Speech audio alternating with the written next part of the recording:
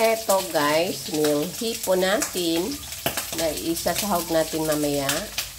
Ang mga lamas, yung dahon ng ampalaya, at saka yung bongo.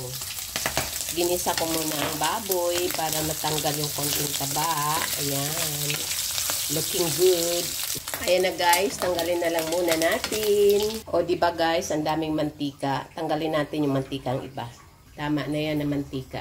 Awang, ang mga lamas na ang isunod natin.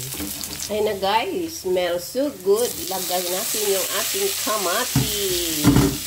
Gisa din natin siya. Ayan na, ayan na. Ibabalik natin yung ating fried na baboy. Gisa-gisa lang guys muna. Ayan na guys, ilagay natin ang ating munggo.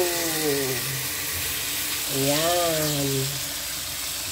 Ayan na siya. Ilasunod na natin ang ating hipon. Ayan, hipon. Tingnan nyo naman guys. Ayan. Oh, so yummy. Lagay na natin ang ating ampalaya. Ayan.